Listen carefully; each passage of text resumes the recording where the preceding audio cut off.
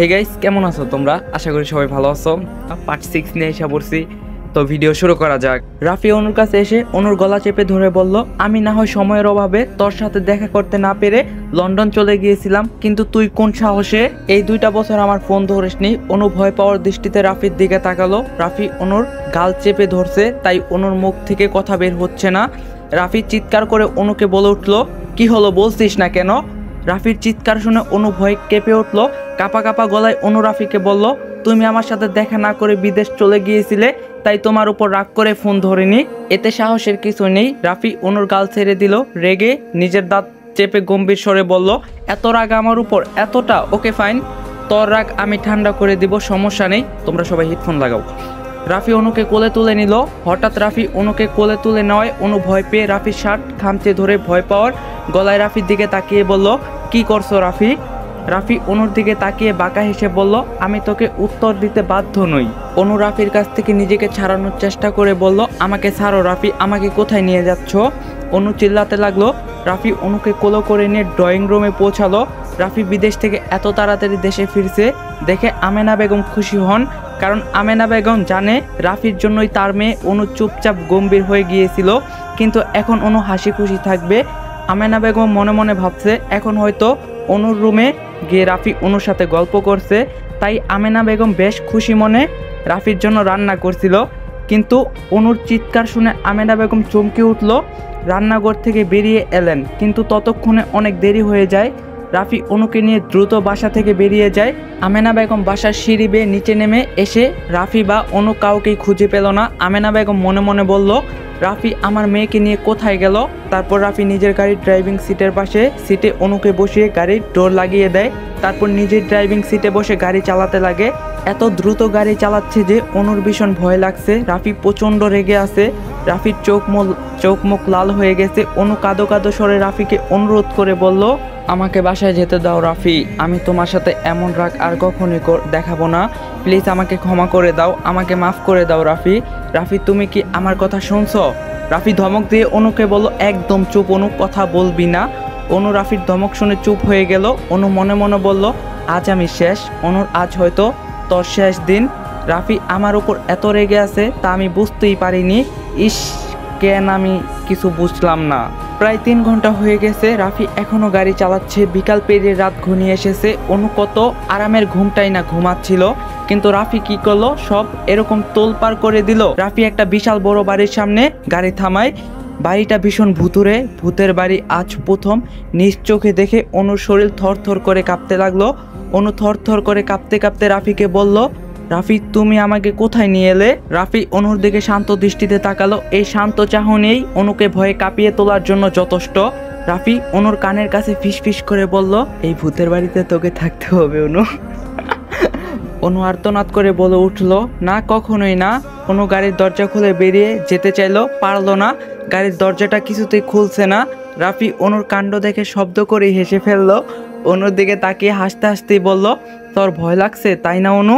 অনু মিনতির স্বরে রাফিকে বলল, আমার সাথে এমন করো না রাফি, আমি এই ভূতের বাড়িতে থাকতে পারবো না। রাফি অনুর কোনো কথা না শুনে গাড়ি থেকে অনুকে কোলে তুলে নিয়ে হাঁটতে লাগলো। অনু নিজেকে ছাড়ানোর চেষ্টা করছে, কিন্তু পারছে না। অনু রাফির মাথার চুল টেনে ধরে বলল, আমাকে ছাড়ো, না হলে তোমার মাথার সব চুল টেনে ছিঁড়ে ফেলবো। ছাড়ো বলছি। রাফি মুচকে এসে অনুকে বলল, ছিঁড়ে ফেল, মানা করছে কে? অনু অবাক হয়ে রাফির দিকে তাকিয়ে রইল। রাফির চুল এতক্ষণে অনু টেনে ধরলো, এবার ছেড়ে দিল। অনু কখনো ভাবেনি রাফির চুল এতটাও নরম হবে।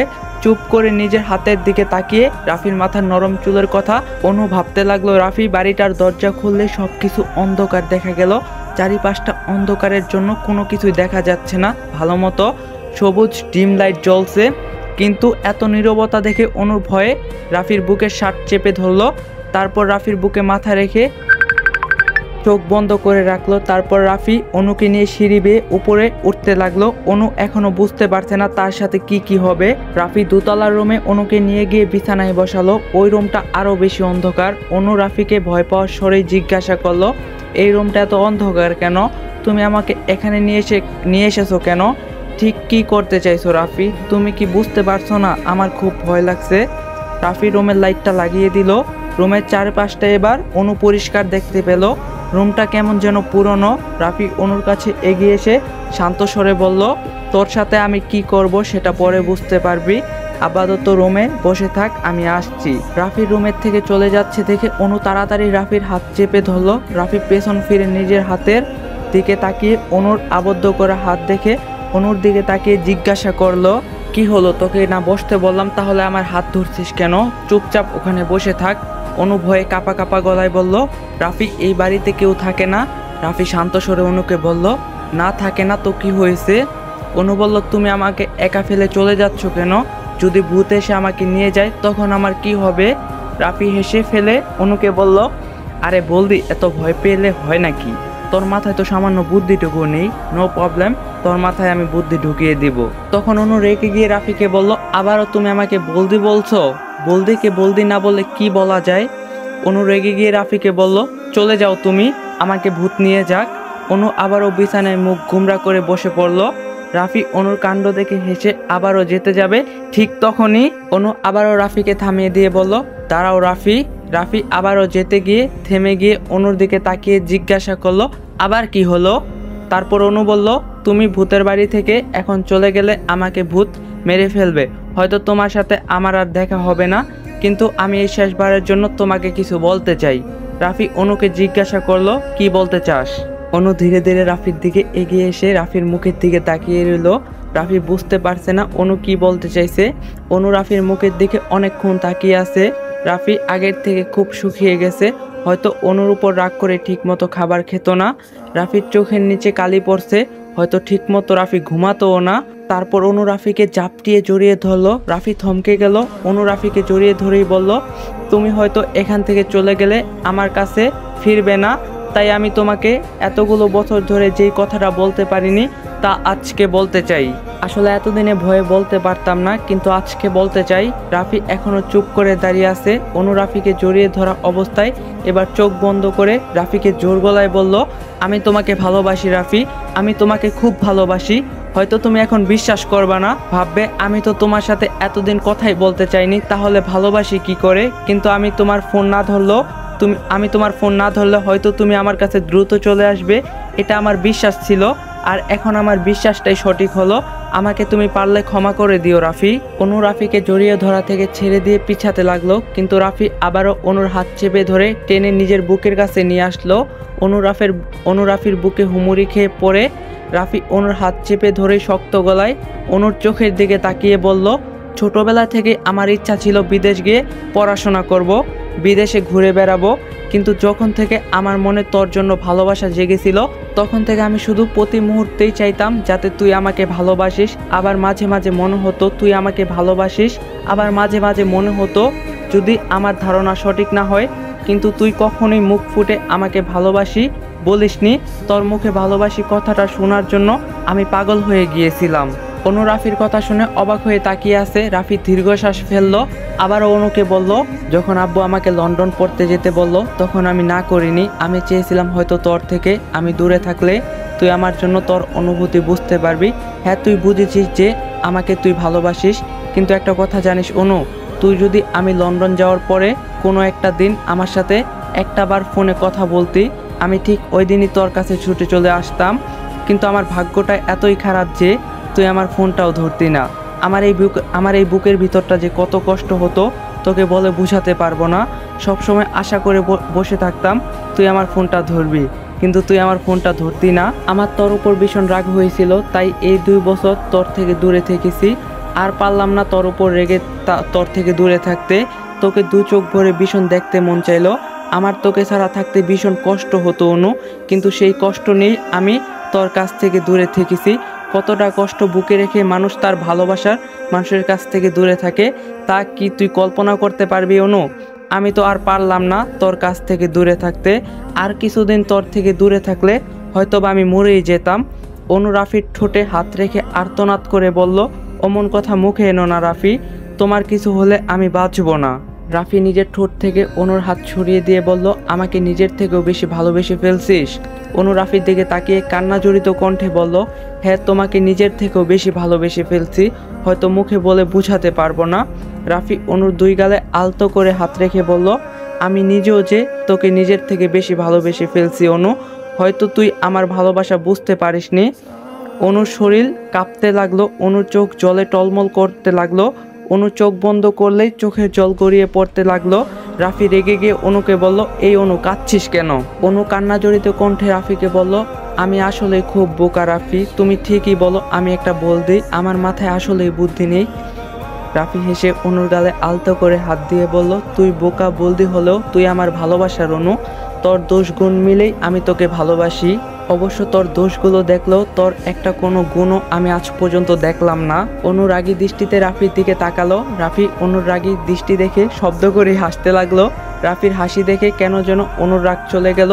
অনু মুগ্ধ হয়ে রাফির হাসি দেখতে লাগলো। অনু মুখ ফসকে রাফিকে বলেই ফেললো, রাফি তুমি এত সুন্দর করে কেন হাসো? তোমার হাসি দেখলে আমার কলিজায় ব্যথা লাগে। অনুর কথা শুনে রাফি হাসি থামিয়ে অনুর দিকে এক দৃষ্টিতে তাকালো।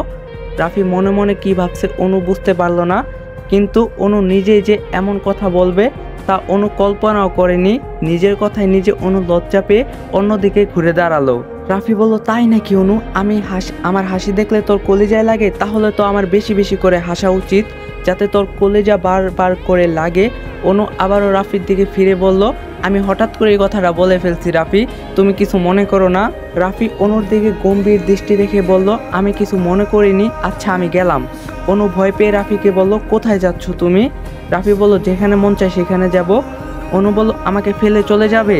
রাফি বলল, হ্যাঁ যাব, আমি তোকে আমার সাথে কেন নিয়ে যাব? কোথাও গেলে আমি একা যাব। অনু বলল, আমাকে ভূত মেরে ফেললো তোমার কিছু যায় আসে না রাফি, এতটা নিষ্ঠুর তুমি? রাফি অনুর দিকে রাগী দৃষ্টিতে তাকালো। অনু ভয়ে মাথা নিচু করে চুপ করে রইল। রাফি অনুকে বলল, বিছানায় গিয়ে চুপচাপ করে বসে থাক।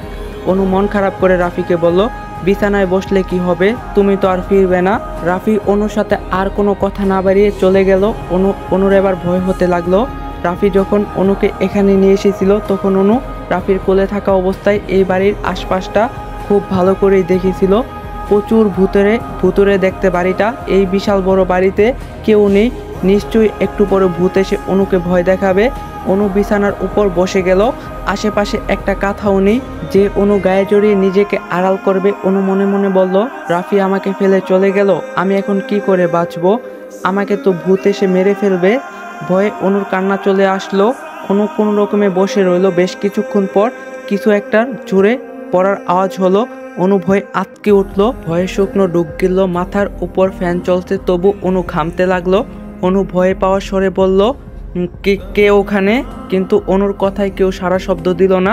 দরজার সামনে দিয়ে একটা মানুষের আকৃতি ছায়া চলে গেল। অনু এবার চোখ বড় বড় করে সেখানে তাকিয়ে রইল। এ বাড়িতে নিশ্চয়ই ভূত আছে, এটা অনু ভাবছে। না হলে কিসের ছায়া দেখলো? একটু পরে রুমের ভিতর বিশাল সাদা কাপড় পরে কেউ একজন ঢুকলো। অনু ভয়ে বিছানার উপর লাফিয়ে উঠে দাঁড়িয়ে চিৎকার করে উঠল, ভূত ভূত ভূত, কেউ আমাকে বাঁচাও! রাফির বাচ্চা তুমি কোথায়? ভূত আমাকে মেরে ফেললো। সাদা কাপড় জড়ানো ভূতটা ধীরে ধীরে এগিয়ে আসলো। ভূতের মুখটা সাদা কাপড় দিয়ে ঢেকে রাখা, তাই অনু ভূতের মুখটা দেখতেও পারেনি। ভূতটা এগিয়ে আসতে আসতে জোর গলায় অনুকে বলল, আজ তোকে আমি খেয়ে ফেলবো। কোথায় যাবি তুই? হা হা হা, হাউ মাউ খাও, মানুষের গন্ধ পাও। অনু বিছানা থেকে নেমে রুমের একদম কোণারের দেওয়ালের সাথে চেপে দাঁড়ালো। অনু চিৎকার করে ভয় পাওয়ার স্বরে সাদা কাপড় জড়ানো ভূতটিকে বলল, একদম আমার কাছে আসার চেষ্টা করবেন না, একদম না, দূরে যাও প্লিজ, আমাকে মেরো না। কিন্তু সেই সাদা কাপড় জড়ানো ভূতটা ধীরে ধীরে অনুর কাছে আসতে লাগলো। তারপর একেবারে অনুর কাছে চলে আসলো। অনু ভয় পেয়ে মাথা ঘুরিয়ে পড়ে যেতে নিলে সেই ভূতটা অনুকে ধরে নিয়ে নিজের বুকের সাথে মিশিয়ে ফেলে। এবার ভূতটির নিজের শরীর এবং মুখ থেকে সাদা কাপড় টেনে খুলে মাটিতে ফেলে দিল। এবার অনু ভূতের মুখটির দিকে তাকিয়ে অবাক হইল, কারণ এটা কোনো সাদা ভূত ছিল না। সাদা ভূতটা আসলে ছিল রাফি। রাফি নিজের শরীরের সাদা কাপড় জড়িয়ে রেখেছিল। অনু কান্না করে রাফিকে বলল, রাফি তুমি আমার সাথে এমন করলা কেন? রাফি অনুর গালে আলতো করে হাত রেখে শান্ত স্বরে বলল, আই এম সরি অনু, তোকে ভয় দেখানোর জন্য ভূত ছেড়েছিলাম।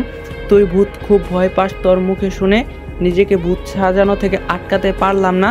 আমি জানতে চেয়েছিলাম ভূত সাজালে তোর রিয়াকশন কেমন হয়, কিন্তু আমি জানতাম না তুই ভূত দেখে অসুস্থ হয়ে পড়বি। জানলে এমনটা করতাম না, সরি অনু। এই দেখ আমি নিজের কান ধরছি, আর এমন করব না। অনু নিজেকে রাফির কাছ থেকে ছাড়িয়ে নিয়ে রেগে গিয়ে বলল, তুমি আমার সাথে কথা বলবে না, চলে যাও এখান থেকে, তুমি খুব পচা রাফি। রাফি আবারও অপরাধীর স্বরে বলল, অনু আমি সরি বললাম তো। অনু রাফির দিকে রাগী দৃষ্টিতে তাকিয়ে বলল, তোমার সরি তোমার কাছে রাখো, তুমি জানো আমি কতটা ভয় পেয়েছিলাম, কত ভয় পেয়েছিলাম জানো, তুমি জানো না। অনুর চোখ দিয়ে জল গড়িয়ে পড়তে লাগলো, অনুর শরীর এখনও কাঁপছে। রাফি অনুকে নিজের কাছে আবারও টেনে নিয়ে অনুকে শক্ত করে জড়িয়ে ধরলো। অনু এবার শব্দ করেই কাঁপতে লাগলো। রাফি শান্ত স্বরে অনুকে জড়িয়ে ধরে বলল, আমি আর কখনোই তোর সাথে এমন করব না অনু। অনু কিছু না বলে চুপ করে কাঁদতে লাগলো। বেশ অনেকক্ষণ পর অনুর কান্না থেমে গেলে রাফি অনুকে ছেড়ে দিয়ে হাসি মুখে বলল, কিন্তু তোর ভয় পাওয়ার চেহারাটা খুব ফানি ছিল। এই বলে রাফি মুখে হাত দিয়ে হাসি চেপে ধরে রাখলো। অনুর আগে দৃষ্টিতে রাফির দিকে তাকিয়ে আছে। রাফি অনুর দিকে তাকিয়ে বলল, আসলে আমি ভূত সাজার জন্য বাইরে যাইনি অনু, তুই ভাবলি কি করে আমি তোকে একা ফেলে দিয়ে বাসায় চলে যাব? আমি তোর জন্য খাবার কিনতে গিয়েছিলাম, আর ভূত সাজার জন্য আমি তোকে আবারও সরি বলছি। আই এম সরি অনু, আমাকে ক্ষমা করে দে। রাফি কিছুক্ষণ অনুর পাশে বসে রইল। অনু মন খারাপ করে বসে আসতে রাফি রুম থেকে আবারও বেরিয়ে গেল। 2 মিনিটের মধ্যে হাতে খাবার নিয়ে রাফি ফিরে আসলো। রাফির হাতের প্লেটে বিরিয়ানি। অনু বিছানায় বসে আছে মন খারাপ করে। রাফি খাবার হাতের মুঠোয় করে মুচকি হেসে অনুকে বলল, হা কর। অনু মুখ অন্যদিকে করে গম্ভীর স্বরে বলল, আমি খাবো না। রাফি রেগে গিয়ে অনুকে বলল, কি বললি, তুই খাবি না? না খেলে তোর যে আমি কি হাল করব তা কিন্তু তুই কল্পনাও করতে পারবি না। ভালোই ভালোই বলছি, খাবার খেয়ে নে। অনু হা কর। রাফি রেগে গেছে দেখে অনু ভয় পেয়ে রাফির হাতের খাবার খেতে লাগলো। অনু খাবার খেতে খেতে রাফির দিকে তাকিয়ে বলল, তুমি খাবে না? রাফি অনুকে খাইয়ে দিতে দিতে বলল, আমি পরে খাবো। অনু বলল, পরে বলতে কখন খাবে? রাফি বলল, নিজেও জানি না, তবে পরে খাবো বললাম তো। অনু বলল, তুমিও আমার সাথে খাও। রাফি শান্ত স্বরে অনুকে বলল, অনু আমি পরে খাবো, তোর জন্য খাবার এনেছি, তাই তোকেই খেতে হবে। অনু রাফির কাছ থেকে খাবারের প্লেটটা কেড়ে নিয়ে বলল, তুমি না খেলে আমিও খাবো না, আমি তোমাকে খাইয়ে দিই, হা করো। রাফি অনুর দিকে কিছুক্ষণ এক দৃষ্টিতে তাকিয়ে রইল, তারপর হা করলো। অনু রাফিকে খাবার খাইয়ে দিতে লাগলো। রাফি বেশি খাবার খেলো না। অনুর হাত থেকে প্লেটটা কেড়ে নিয়ে রাফি বলল, অনু তুই আমাকে অনেক খাইয়ে ফেলছিস, আমাকে যদি সব খাবার খাইয়ে ফেলিস তাহলে তুই খাবি কি?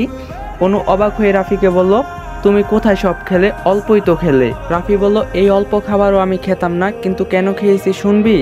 অনু বলল, হ্যাঁ বলো শুনি। এই খাবারটা তুই খেয়েছিস, তাই ভাবলাম তোর খাবারটা খেয়ে নেই। তোকে যদি না করতাম তাহলে তোর খাবার খাওয়ার এই সুযোগটা হাতছাড়া হয়ে যেত, আমি এটা হতে দিলাম না। তখন অনু বলল, রাফি তুমি ভীষণ দুষ্টু, বলতে গেলে তুমি ভীষণ লুচ্চা না লুচু। রাফি অনুকে খাইয়ে দিচ্ছিল। অনুর কথা শুনে খাবার খাওয়ানো বাদ দিয়ে অনুকে অবাক হয়ে বলল, কি বললি তুই, আমি লুচু? অনু বলল, হ্যাঁ লুচ্চাই তো। রাফি বলল, কিভাবে লুচু হলাম? অনু বলল, অনেকভাবে, আমি বলতে পারবো না। রাফি বলল, বাহ, না বললে তোর খবর আছে। অনু বলল, এই যে এখন বললে আমি এই খাবার খেয়েছি দেখে তাই তুমি ওই খাবার খেলে। রাফি বলল, আর কি কি? অনু বলল, আবার আমার ঠোঁট তোমার জন্য জ্বলছে, সেই খেয়াল তোমার আছে? খাবারে মরিচ আর কাটা ঠোঁট জ্বলছে, লুচু তুমি। অনুর কথা শুনে রাফি হাসতে লাগলো। অনু রাফিকে রাগী স্বরে বলল, আমার কষ্ট দেখে তোমার হাসি পাচ্ছে? রাফি হাসি থামিয়ে অনুর দিকে তাকিয়ে বলল, আমি তোকে কষ্ট কখন দিলাম? অনু বলল, এই যে আমার ঠোঁটে তোমার জন্য ব্যথা পেয়েছি। রাফি বলল, আমি তো আর ইচ্ছা করে তোকে কিস করতে চাইনি, বিদেশ থেকে এসে তোকে এতদিন পরে সামনে থেকে দেখলাম, তাও আবার তুই গভীর ঘুমে ছিলি, তাই কিস করে তোকে একটা শিক্ষা দিলাম। অনু বলল, এটা আবার কেমন শিক্ষা? রাফি অনুর মুখে খাবার দিয়ে বলল, এটা ভালোবাসার শিক্ষা। অনু খাবার গিলে রাফিকে বলল, ভালোবাসার শিক্ষা এত ভয়ঙ্কর হয়? রাফি বলল, হ্যাঁ অনেক ভয়ঙ্কর হয়, এটা তো কিছুই না। অনু বলল, কেন ভয়ঙ্কর হয়? রাফি বলল, চুপ থাক অনু, তুই বেশি কথা বলতাছিস। অনু চুপ হয়ে গেল। অনুর খাওয়া শেষ হলে রাফি অনুর মুখ মুছে দিয়ে রুম থেকে চলে গেল। রাফি নিজের হাত ধুয়ে আবারও রুমে আসলো। রাফি দেখতে পেল অনু কি যেন ভাবছে, তাই রাফি অনুর কাছে গিয়ে পাশে বসে অনুকে জিজ্ঞাসা করলো, কি ভাবছিস অনু? অনু রাফির দিকে তাকিয়ে বলল, ভালোবাসার শিক্ষা এত ভয়ঙ্কর কেন হয় বলো। রাফি বলল, আবারও একই কথা জিজ্ঞাসা করছিস? অনু বলল, বলো না, খুব জানতে মন চাইছে। তখন রাফি বলল, কাউকে গভীরভাবে ভালোবাসলে এর ফলাফল ভয়ঙ্কর হয় অনু। ভালোবাসার মধ্যে একজন হয় শিক্ষক, আরেকজন হয় স্টুডেন্ট। একজন ভালোবাসার মনটা খুব বুঝে, আরেকজন অল্প বুঝে অবুঝ হয়। তাই সেই অবুঝকে বুঝাতে হলে ভালোবাসার শিক্ষক হতে হয়, ভালোবাসার শিক্ষা দিতে হয়। আর সেই ভালোবাসার শিক্ষা কখনো সাধারণ হয় না, খুবই ভয়ঙ্কর হয়, তার থেকেও অনেক কিছু হয়। অনু হা করে রাফির কথা শুনতে লাগলো। রাফি মুচকি হেসে অনুকে বলল, এবার বুঝলি অনু? অনু বলল, একটু একটু বুঝছি। রাফি বলল, ওই একটু একটুই তোর জন্য যথেষ্ট। আবারও সবকিছু নীরব চুপচাপ হয়ে রইল। অনু রাফিকে জিজ্ঞাসা করলো, রাফি আমাকে বাসায় যেতে দিবে না? রাফি অনুর দিকে গম্ভীর দৃষ্টি রেখে বলল, যদি যেতে না দেই তাহলে কি করবি? অনু বলল, আমার এই ভূতের বাড়িটা ভয় লাগছে। রাফি বলল, এটা ভূতের বাড়ি না, এটা রাজবাড়ি, পুরনো বাড়ি, আর আমি তোর সাথে আছি তাও ভয় করছে? রাফি, বাসায় আমার আব্বু আম্মু চিন্তা করছে, আমার আব্বু আম্মুর কথা তো একটু ভাবো। আর আঙ্কেল খালামণি নিশ্চয়ই এতক্ষণে জেনে গেছে তুমি দেশে ফিরে এসেছো, এখন তুমি তাদের সাথে দেখা করনি, ব্যাপারটা ভালো দেখায় না রাফি। রাফি দীর্ঘশ্বাস ফেলে অনুকে বলল, ঠিক আছে, আগামীকাল তোকে তোর বাসায় পৌঁছে দিব। অনু খুশি হয়ে রাফিকে বলল, সত্যি বলছো? রাফি হেসে অনুকে বলল, হ্যাঁ সত্যি। অনু হঠাৎ করে রাফিকে জড়িয়ে ধরলো, তুমি খুব ভালো রাফি। অনু নিচ থেকে জড়িয়ে ধরায় রাফি খুশি হলো। রাফি অনুকে জড়িয়ে ধরে বলল, তোর কাছে যদি মনে হয় আমি ভালো তাহলে আমি ভালো। অনু বলল, আমি ভালো বললে তুমি ভালো, আর আমি খারাপ বললে তুমি খারাপ, এটা কেমন কথা রাফি? রাফি বলল, জানি না। অনু রাফিকে জড়িয়ে ধরা থেকে ছেড়ে দিয়ে রাফির মুখের দিকে তাকিয়ে রইল। রাফি অনুকে জিজ্ঞাসা করলো, এমন করে কি দেখছিস? অনু বলল, তোমাকে দেখছি। রাফি বলল, যেমন করে দেখছিস যেন মনে হচ্ছে আমাকে এর আগে কখনোই দেখিসনি। অনু বলল, তুমি ভীষণ পাগল রাফি। রাফি অনুর কপাল থেকে চুল সরিয়ে দিয়ে বলল, হ্যাঁ তোর জন্যই তো পাগল হয়েছি। অনু বলল, নিজে তো পাগল হয়েছ, সাথে আমাকেও পাগল বানিয়েছ। রাফি বলল, তার মানে তুই বলতে চাইছিস আমার জন্য তুইও পাগল হয়েছিস? অনু বলল, হ্যাঁ তোমার জন্যই তো পাগল হয়েছি। অনুর কথা শুনে রাফি হাসতে লাগলো। অনু রাফিকে অবাক হয়ে জিজ্ঞাসা করলো, হাসছো কেন রাফি? রাফি হাসি থামিয়ে দিয়ে অনুকে বলল, এমনি। অনু বলল, এমনি এমনি কেউ হাসে? রাফি অনুর হাত নিজের মুঠোয় ধরে বলল, এই গভীর রাতে আমার সাথে বাইরে যাবি অনু? অনু রাফির কথা শুনে অবাক হয়ে জিজ্ঞাসা করলো, এত রাতে বাইরে যাব কেন, যদি রাস্তায় ভূত থাকে? রাফি বলল, কোনো ভূত নেই, আর যদি কোনো ভূত থাকে তাহলে কি হবে? আমি আছি, তোর নায়ক আছে তোর পাশে, তোর নায়ককে দেখলে সব ভূত এমনিই পালাবে। অনু রাফির কথা শুনে হেসে ফেললো। গভীর রাতে রাফি এবং অনু পাশাপাশি হেঁটে চলছে। হঠাৎ রাফি, আজকের পার্টটা এখানেই শেষ, আর ভিডিওতে সবাই লাইক দিবে এন্ড চ্যানেলটা সাবস্ক্রাইব করবা। দেখা হইতেছে পার্ট 7-এ। সবাই ভালো থাকো, সুস্থ থাকো, আল্লাহ হাফেজ।